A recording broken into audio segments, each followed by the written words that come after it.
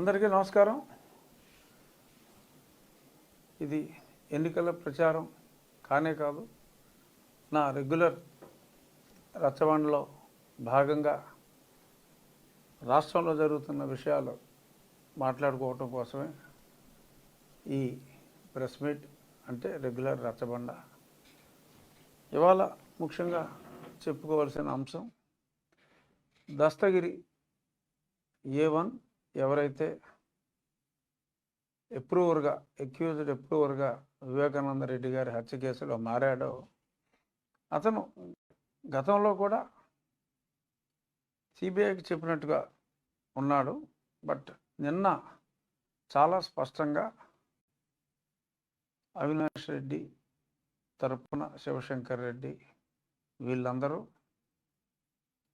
దస్తగిరిని murder చేయమని చెప్పి వివేకానంద రెడ్డి గారిని హత్య చేయమని చెప్పి అడిగినప్పుడు మీరు చెప్పడం ఏమిటి అని అతను ప్రశ్నిస్తే, లేదు దీని వెనకాల పెద్దోళ్ళు ఉన్నారు అంటే ఎవరున్నారు అని మరి అతను స్పష్టంగా అడగటం. అప్పుడు ఆ సమయంలో ఇప్పటి ముఖ్యమంత్రి అప్పటి ప్రతిపక్ష నాయకుడు ఎడుగూరు సందింటి జగన్మోహన్ రెడ్డి దస్తగిరికి స్వయంగా అవినాష్ ఏం చెప్తే అది నువ్వు చెయ్యి, నీకేమీ ఇబ్బంది లేకుండా నేను చూసుకుంటాను అని ఆయన జగన్మోహన్ రెడ్డి గారు మృదు స్వభావి, ఎల్లప్పుడూ చిక్కటి చిరునవ్వుతో ఉండే వ్యక్తి, నువ్వు లేపేసే నేను చూసుకుంటాను మే హూనా అని చెప్పి ఆయన ఒక అభయం ఇచ్చినట్టుగా దస్తగిరి గారు చెప్పాడు. సో ఇది పెను సంచలనం. గత ఎన్నికలకి వారం రోజుల ముందు ఏదైతే సాక్షిలో నారాసుర రక్త చరిత్ర అని చెప్పారో, ఇప్పుడు 2 వారాల ముందు సంచలన వార్త ఏంటంటే ఇది జగనాసుర రక్త చరిత్ర. తన చిన్నాన్నని స్వయంగా అవినాష్ రెడ్డి చెప్పినట్టు చెయ్యి అని చెప్పి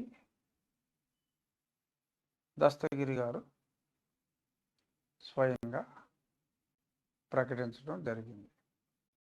నేను మాట్లాడేది ఆ ప్రకటనల మీదే. ఎవరైతే తన తప్పు తను తెలుసుకొని ఎప్రూవర్గా మారాడో ఆ వ్యక్తే ఈరోజు ఈ హత్యకు వెనుక ఉన్నది జగన్మోహన్ రెడ్డి గారు అని చెప్పి మరి మాట్లాడటం జరిగింది. గతంలో అనుమానాలు ఉన్నాయి. అర్ధరాత్రి తెల్లవారుజామున ఫోన్ కాల్స్ వెళ్ళాయి, ఆ ఫోన్లు ఎక్కడికి వెళ్ళినాయి అని ఇవన్నిటి మీద ఉంది. నిన్నో మొన్నో వైఎస్ షర్మిలారెడ్డి గారు కూడా చాలా స్పష్టంగా, అంత క్లియర్గా ఉన్నప్పటికీ కూడా మరి మనుషులకి అర్థం కాదా, ఎందుకు అర్థం కాదు అని శ్రీమతి షర్మిల కూడా చాలా స్పష్టంగా ప్రజలందరికీ చెప్పడం జరిగింది. జనరల్గా జగన్మోహన్ రెడ్డి గారు ఎప్పుడూ కూడా మీ కుటుంబంలో మంచి జరిగిందంటేనే నాకు ఓట్లు వేయండి, మంచి జరగకపోతే ఓట్లు వేయక్కర్లేదు అని మాట్లాడుతూ ఉంటారు. మరి ఇక్కడ ఈ సొంత కుటుంబంలోనే మరి హత్యా రాజకీయాలు చేసి అధికారంలోకి వచ్చిన మీరు హింసే బ్యాక్గ్రౌండ్గా పదవిలోకి వచ్చిన మీరు ఏ కుటుంబానికి మంచి చేయగలరు? నీ సొంత తల్లి గతంలో నీ ఎన్నికల్లో నీ వెన్నంటి ఉండిన తల్లి అమెరికా గయా, నీ సొంత చెల్లి గతంలో సపోర్ట్ చేసిన చెల్లి మరి ఇప్పుడు వైఎస్ గారికి రాజకీయ జన్మనిచ్చిన కాంగ్రెస్ పార్టీ వైపుగా ఆవిడ వెళ్ళిపోయింది. మనకు ఈ రక్త చరిత్ర ఎంత దాచాలనుకున్నా కానీ ఒకటి మటుకు జగన్మోహన్ రెడ్డి గారు చాలా స్పష్టంగా చెప్పాడు, అది నిజమే చెప్పాడని చెప్పి నాకు అనిపిస్తూ ఉంది. అదేంటంటే హంతకుడు ఎవరో మీకు తెలుసు, ఆ చంపిన వాళ్ళు ఎవరో మీకు తెలుసు అని చెప్పి మరి కడప ఎన్నికల ప్రచారానికి వచ్చినప్పుడు అన్యాయంగా అవినాష్ రెడ్డి మీద నిందలేస్తున్నారు అని చెప్పారు. దస్తగిరి చెప్పిన మాటలు విన్న తర్వాత ఆ రోజు చెప్పకనే మరి జగన్మోహన్ రెడ్డి గారు నిజం చెప్పినట్టుగా అంతకుడు ఎవరో మీకు తెలుసు అని చెప్పిన మాట యథాలాపంగా ఆయన పచ్చి నిజం చెప్పినట్టుగా చాలా స్పష్టమవుతుంది. సో ఇటువంటి హత్య రాజకీయాలని సొంత చిన్నానని సబ్జెక్టు దస్తగిరి స్టేట్మెంట్కి సిబిఐ చార్జ్షీట్ కొరిలేషన్స్ ఉన్నాయి కాబట్టి, ఆ సమయంలో ఫోన్ కాల్స్ ఉన్నాయి కాబట్టి, పాత సిఎస్ గారి స్టేట్మెంట్స్ ఉన్నాయి కాబట్టి, అజయ్ కల్లం గారి స్టేట్మెంట్స్ ఉన్నాయి కాబట్టి రికార్డెడ్గా ఈ అన్నిటి మీద ఈ అనుమానం ప్రజలందరికీ రావటం చాలా సహజం. నిజానికి ఎస్ అతి దగ్గరగా ఆ నిజాన్ని దాటి కూడా ఆనవాళ్ళన్నీ కూడా చాలా స్పష్టంగా ఉన్నాయి. షర్మిల ఒక అద్భుతమైన ప్రశ్న వేసింది. ఏమిటంటే గూగుల్ టేక్అవుట్కి 50 మీటర్ల నుంచి 1000 మీటర్లు తేడా కూడా చూపెట్టవచ్చు, అంచేత గూగుల్ టేక్అవుట్ని నమ్మటానికి వీల్లేదని అవినాష్ రెడ్డి అంటున్నాడు. మరి 50 నుంచి 1000 మీటర్లో తేడా చూపెట్టే అవకాశం ఉంది అన్నప్పుడు మరి నీళ్ళే ఎందుకు చూపెడుతుంది? అది నీటిలో జరిగింది 50 మీటర్ల అవతల లేకపోతే 1000 మీటర్ల అవతల చూపెట్టవచ్చు కదా. ఇప్పుడు గూగుల్ మ్యాప్స్, గూగుల్ టేక్అవుట్లో తేడా ఎందుకు రాదంటే, ఈరోజు మీరు ఒక ఇంటికి వెళ్ళాలంటే ఏంటి గూగుల్ మ్యాప్ చూస్తున్నావు కదా, అందులో మ్యాక్సిమం 10 మీటర్ అంటే ఒక ఇల్లు ఐడెంటిఫై చేయాలంటే 10 మీటర్ల దగ్గరికి వెళ్ళిపోతావు. అంటే 10 మీటర్లు అంటే 30 అడుగులు. ఇంటి కాంపౌండ్ వల్లే ఏ ఇంటికైనా జనరల్గా 50 అడుగులు ఉంటుంది చాలా ఇళ్ళకి. మరి జగనన్న కాలనీలో ఇల్లు అంటే చిన్నగా ఉంటాయి, కానీ సెంటు భూములు ఎక్కడైనా కూడా 10 మీటర్లలో రోడ్ ఫ్రంట్ ఇల్లు ఉండటం చాలా కామన్. సో కాబట్టి 10 మీటర్లు తేడా ఉండొచ్చు. సో క్లియర్ కట్గా ఆ పిన్ పాయింట్ ఆ హౌస్ ఏరియానే సూచిస్తుంది. సో ఆ హౌస్ కాంపౌండ్ ఈజీగా వాళ్ళని పెద్ద ఇల్లు కాబట్టి పులివెందుల్లో అదే ఏరియాని చూపెడుతుంది. ఆ స్పాట్లో ఆ 10-20 మీటర్ల ఆ గ్యాప్లో ఉన్నది అదే ఇల్లు. సో కాబట్టి దాని మీదే సిబిఐ వాళ్ళ ఛార్జ్షీట్లో ఫైల్ చేయటం జరిగింది. షర్మిల గారు చాలా చక్కటి ఆ ప్రశ్న వేసింది. సో దీన్ని బట్టి అన్ని వేళ్ళు వివేకానంద రెడ్డి గారి హత్య వెనుక ఉన్నది ఆర్జంటే అని క్లియర్గా సూచిస్తుంది. మరి ఇటువంటి హత్య రాజకీయాలు చేసే నాయకులు, సొంత వాళ్ళనే కడతీర్చే నాయకులు మనకు మంచి చేస్తారు అంటే మనం నమ్మి మనం ఓట్లేయగలమా అనేది ఆలోచించాలి. ఇంకా ఈ మధ్యన రెగ్యులర్గా ఎక్కడికి వెళ్ళినా కూడా జగన్మోహన్ రెడ్డి గారు ఒకటే కామన్ మాట, ఒక్కొక్కరిని పరిచయం చేయటం. షానా మంచివాడు, సౌమ్యుడు అని 2 పదాలు మొదలుపెట్టారు. అసలు వైఎస్ఆర్ కాంగ్రెస్లో అంతా మంచివాళ్ళేనట, అందరూ సౌమ్యులేనట. ఇప్పుడు నేను ఒక్కనే దేశద్రోహిని, రాజద్రోహిని, దేశద్రోహిని, నేను ఒక్కనే. అందరూ మంచివాళ్ళే. జోగి రమేష్ మంచివాడే, ఇంకెందుకు నేను పేర్లు చెప్పుకుంటాం. అందరూ అయితే సౌమ్యుడు, లేకపోతే చాలా మంచివాడు. కొంతమంది తండ్రి సమానులట, కానీ అన్న అని పిలుస్తారంట. తండ్రి సమానులట.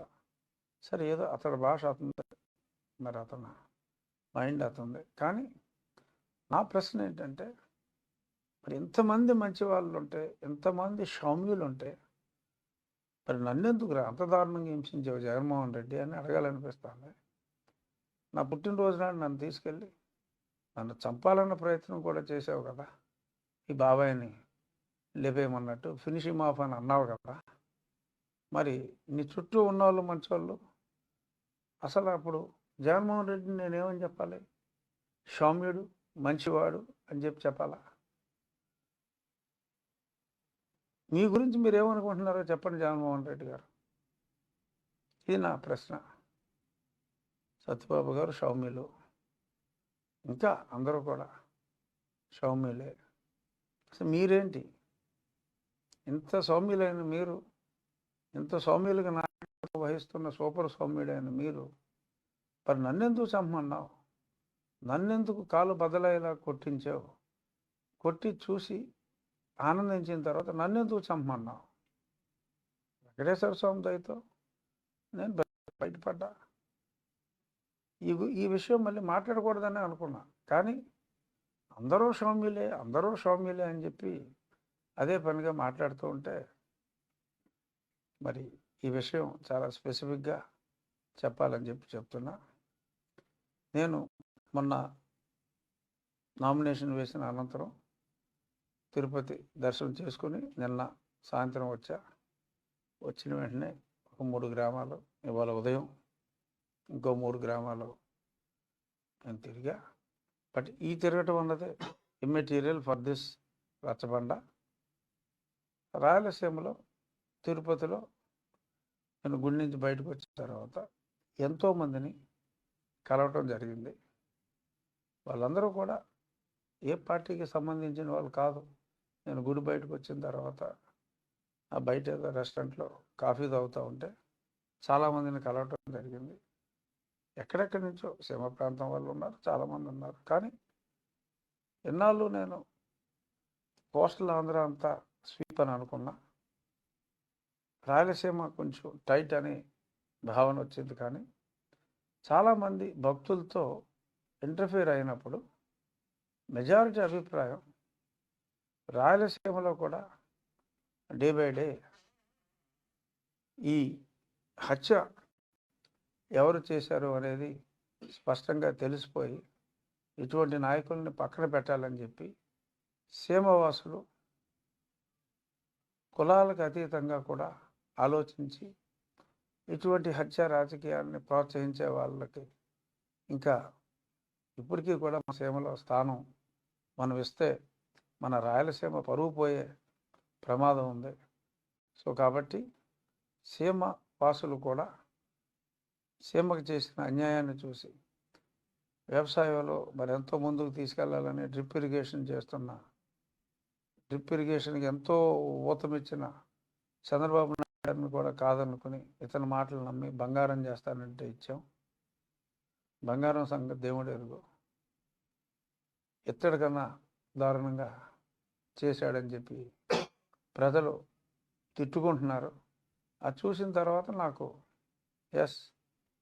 150 స్థానాలకి తిరుగులేదని నేను అక్కడ ప్రజలతో ఇంటరాక్ట్ అయిన తర్వాత నాకు అనిపించింది. ఎక్కడ చూసినా కూటమి గాలి, చంద్రబాబు నాయుడు గారు పవన్ల ప్రభంజనం ఆంధ్ర రాష్ట్రం నలుమూలల వినిపిస్తున్నాయి. తప్పకుండా ప్రజల్లో అయితే పెనుమార్పు వచ్చింది. మనకు జరిగిన ఈ అన్యాయానికి భూములు, మీ ఆస్తి మీ పేరు మీద ఉంటుందన్న గ్యారంటీ లేదు. ఎవడైనా లిటిగేషన్ పెట్టవచ్చు. ఎన్నో అన్యాయాలు చెప్పాలంటే రోజులు చాలవు. సో కాబట్టి మద్యపాన మరణాలు తగ్గి మగువల మాంగళ్యాలు 10 కాలాల పాటు చల్లగా ఉండాలి అన్న, మన ఆస్తి మన బొమ్మలతోనే మనతోనే ఉండాలి అన్న, రాష్ట్రం అభివృద్ధి పదంలో ముందుకు వెళ్ళాలి అన్న ఈ ప్రబుద్ధిని వదిలించుకోవాల్సిన అవసరం రాష్ట్ర ప్రజలకు ఎంతైనా ఉంది. వాళ్ళు విజ్ఞతతోనే ఉంటారు.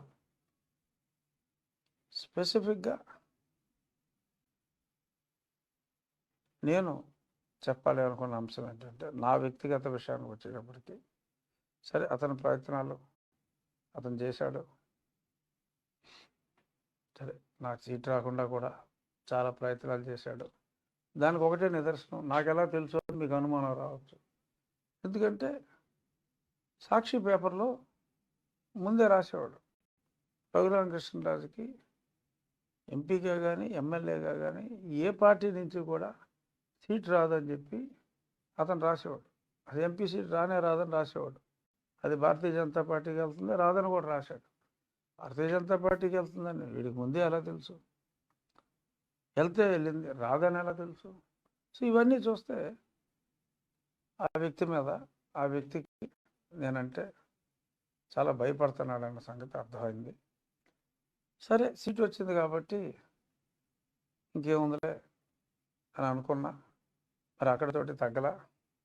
మరి ఇప్పుడు అతని పార్టీ తరఫున ఎక్కడైనా ఒక పార్టీకి ఒక అభ్యర్థి ఉంటాడు, ఇక్కడ ఇద్దరు అభ్యర్థులను పెట్టాడు. నీకేమన్నా అర్థమైందా? ఇద్దరు అభ్యర్థులు ఎవరు?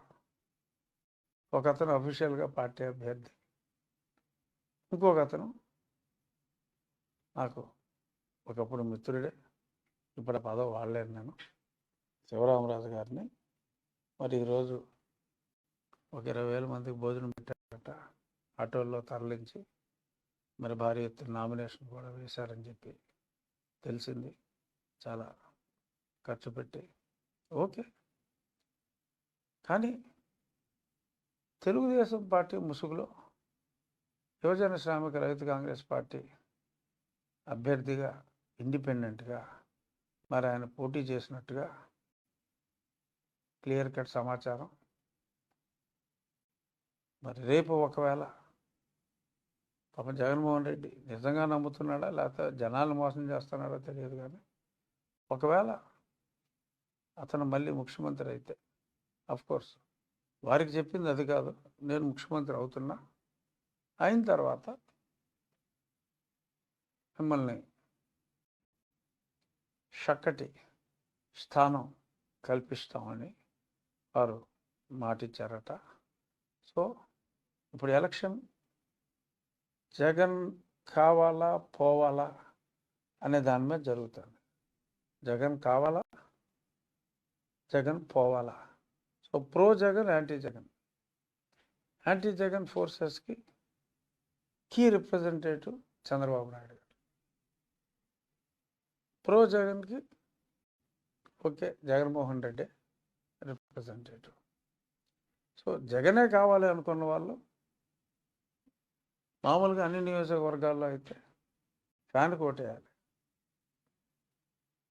జగన్ పోవాలి అనుకున్న వాళ్ళు ఎక్కువ స్థానాల్లో తెలుగుదేశం పోటీ చేస్తుంది, కొంచెం తక్కువ స్థానాల్లో జనసేన, ఇంకొంచెం తక్కువ స్థానాల్లో భాజపా చేస్తున్నారు. సో కూటమి నాయకుడిగా చంద్రబాబు నాయుడు గారు అని మనం అనుకుంటే, చంద్రబాబు నాయుడు గారి కూటమికి జగన్మోహన్ రెడ్డి ఈడు వద్దురా బాబు మనకు అనుకున్న వాళ్ళు ఇటే ఓటేయాలి. సో దయచేసి ఇలాగా మరి ఇంకెక్కడైనా కూడా ఉన్నారేమో తెలుగుదేశం ముసుగులో జగన్మోహన్ రెడ్డి దగ్గర మాట తీసుకొని ఆ ప్రభుత్వం వస్తే అక్కడ మంచి పదవుల కోసం, అటువంటి నియోజకవర్గాల్లో ఉన్నవారికి నా విజ్ఞప్తి, నాట్ స్పెసిఫిక్ టు ఉండి, మా ఊళ్ళో నా నియోజకవర్గంలో అయితే జగన్ కావాలనుకున్న వాళ్ళకి 2 ఆప్షన్లు ఉన్నాయి. ఒకటి నరసింహరాజు గారికి ఫ్యాన్ గుర్తు వేయటం, ఇంకొకటి శివరామరాజు గారికి ఆయన గుర్తు ఏంటో ఇంకా తెలియదు, ఫ్యాన్ అయితే ఇవ్వలేరు కాబట్టి 2 రెక్కల ఫ్యాన్ ఏమన్నా ఇస్తారేమో, నన్ను ఉందేమో నాకు తెలియదు. వారం రోజుల్లో వారి గుర్తేంటో తెలుస్తుంది. గుర్తు అయితే తెలిసింది, గుర్తు ఇంకా తెలియలేదు. సో జగన్ అభిమానులకి శుభవార్త ఏంటంటే, మా నియోజకవర్గంలో 2 ఉన్నారు క్యాండిడేట్లు. తెలుగుదేశం ముసుగులో రావాలి అని ప్రయత్నిస్తున్న ఆ వ్యక్తికి డెఫినెట్గా ఉండి అంటేనే మరి తెలుగుదేశం కార్యకర్తలు వాళ్ళు పార్టీకి లాయల్గా ఉంటారు.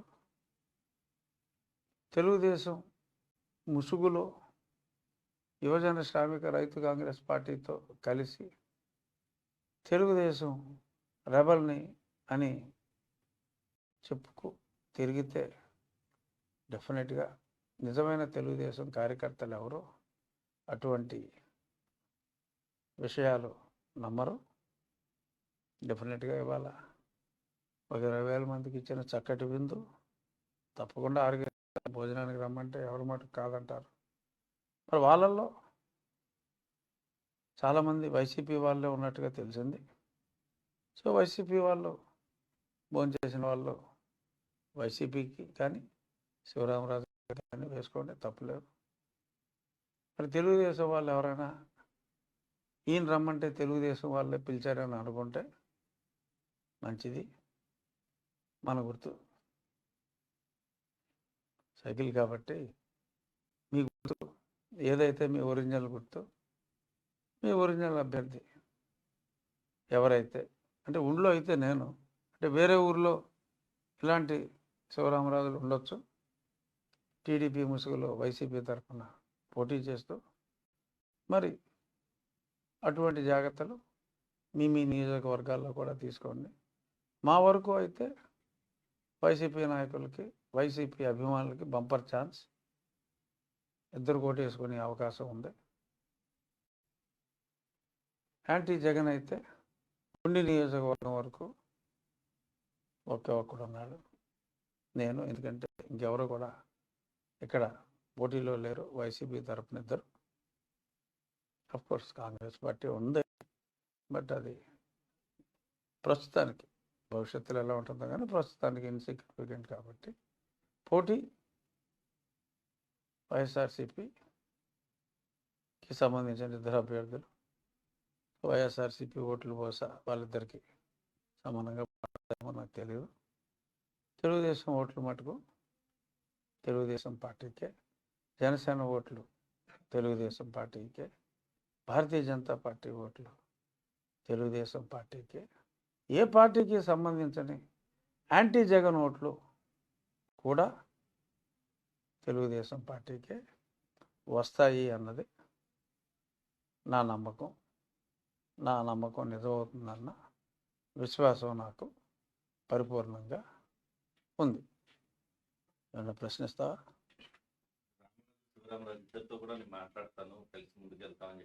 అవునండి. రామరాజు గారు నేను సొంత అన్నదమ్ముల కన్నా ఎక్కువగా గత 3 రోజులుగా కలిసే తిరుగుతున్నాం. ఆయనే నన్ను ముందు ఉండి నడిపిస్తున్నాడు. ఇవాళ ఉదయం కూడా 8:30కే మా ప్రచారం ప్రారంభించి 3-4 వెహికల్స్లోనే, ఎక్కువ కాలిబాటలోనే నడిచి, ఎందుకంటే మాకు తెలియకుండా ఎవరైనా మోటార్ సైకిల్ వేసుకొచ్చినా కూడా, సంబంధం లేకపోయినా కూడా మిగిలిన ఒక్కరితో చూస్తే అన్యాయంగా కూడా కొంచెం ఎక్కువ రాస్తున్నారు. So we're taking all precautions.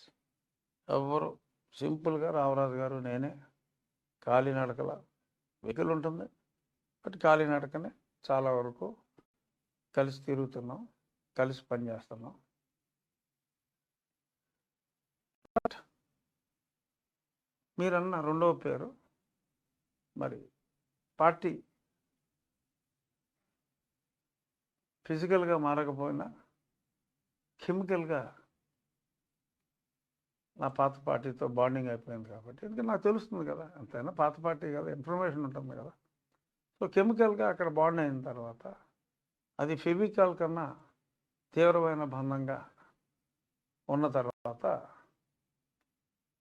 Request చేశాను. నేను కూడా రిక్వెస్ట్ చేశాను, మీరు తెలుగుదేశంలో ఉన్నారు, ప్రభుత్వం 100% తెలుగుదేశం వస్తుంది, ఆ పార్టీ చరిత్రలోనే ఇంకా మిగలదు, దయచేసి నా అభ్యర్థిని మన్నించండి అని చెప్పి నేను రిక్వెస్ట్ చేశాను.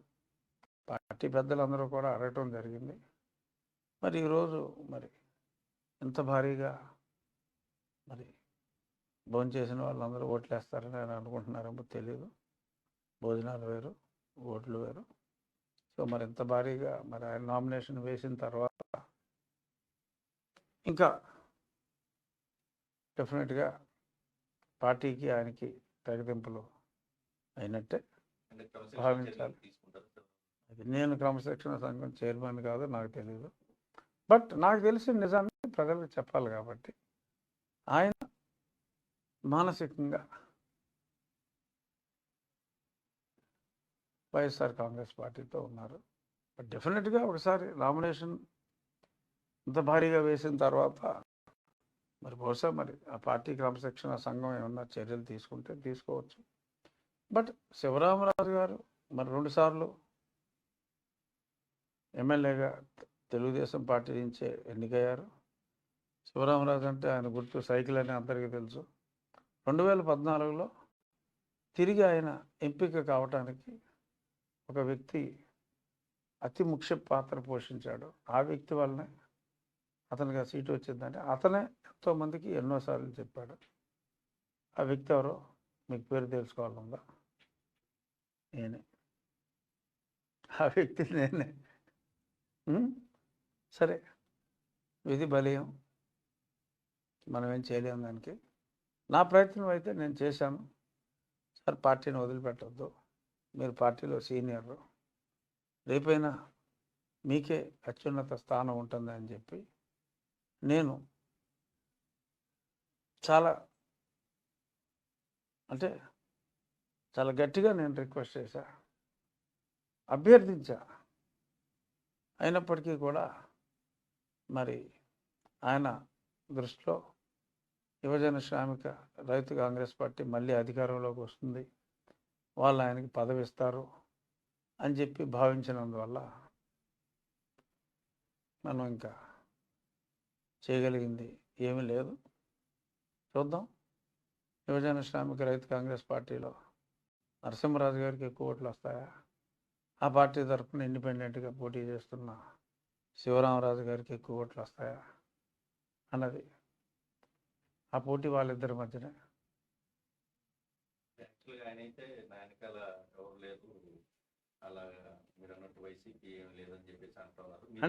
అంటే అడిగేశారా? ఆల్రెడీ మీరు అడిగేశారా? టీవీ 9 కదా, మీకు అన్నీ తెలుస్తాయి కదా. సో డెఫినెట్గా వారికి చక్కటి సంబంధాలు, చిక్కటి సంబంధాలు, చిక్కని సంబంధాలు. అంటే చిక్కని అంటే 2 అర్థాలు వస్తాయి. చిక్కరు, ఇంకోటి బాగా చిక్కని పాలు అంటారు కదా, అలాగనమాట చిక్కరు. సో ఆయన చాలా స్పష్టంగా మరి వారి మోజులో ఉన్నారు, వారు వీరు మోజులో ఉన్నారు. మధ్యలో ఒక స్టేజ్లో టికెట్ ఇవ్వాలని కూడా ఇక్కడ పెద్ద హడావుడి అయింది కదా. అప్పుడు సిట్టింగ్ అభ్యర్థి కల్లెర చేయటం, సో కల్లెర చేసినప్పుడు అది జరగకపోవటం జరిగింది. సో ఇది అందరికీ తెలిసిన నిజం. చిన్నాన్న హత్యలాగా బుకాయించవచ్చు, నా వెనక ఎవరో లేరని. ఉన్నామని ఎవరు చెప్పుకుంటారు? ఎందుకు చెప్పుకుంటారు? చెప్పుకోరు. సో ఇది ఓకే, బహుశా ఆయనే పార్టీకి రిజైన్ చేసేసి ఏమో రేపు ఎన్నికలు అయిన తర్వాత మరి జాయిన్ అవుతారేమో, అది వారిష్టం. బ్రతిమాలటం నేను బ్రతిమాల, ప్రాధాయపడ్డా, ఉండండి సార్ పార్టీలో, పార్టీ మీకు న్యాయం చేస్తుంది అని ప్రాధాయపడటం జరిగింది. మరి వారు కన్సిడర్ చేయలేదు. కన్సిడర్ చేయకుండా మరి ఏదో నేను క్యాండిడేట్ని కాబట్టి వైసీపీ వారి ప్రెషర్ కూడా ఉన్నట్టుగా ఉంది. సో కొన్ని ఓట్లు తగ్గుతాయని అనుకుంటున్నారు. కానీ నేను చేయించిన సర్వేలో ఆయనకు ముందు నుంచి కూడా యువజన శ్రామిక రైతు కాంగ్రెస్ సామాజిక వారి క్రూషియల్ ఓటర్లు కొద్దిమందితో వీరికి చాలా సత్సంబంధాలు ఉన్నాయి కాబట్టి వారి వేలుతో వాళ్ళు కన్నే వాళ్ళు పొడుచుకుంటున్నారు అన్నది వైఎస్ఆర్ కాంగ్రెస్ పార్టీ వాళ్ళు ఆ రిపోర్ట్, ఆ సర్వే నా దగ్గర ఉన్న తర్వాత అయినా సరే గతంలో నా స్నేహితుడిగా నేను అభ్యర్థించడం జరిగింది. చూద్దాం, మరి నాకు మేలే జరుగుతుంది, మరింత మెజారిటీ పెరగడానికి అది దోహదం చేస్తుందని నా భావన. చూద్దాం. బట్ ఎవరు కూడా నా వెనక ఎవరూ లేరనే చెప్తారు, ఉన్నా కూడా అలాగే చెప్తున్నారని నేను అనుకుంటున్నాను. Okay, thank you.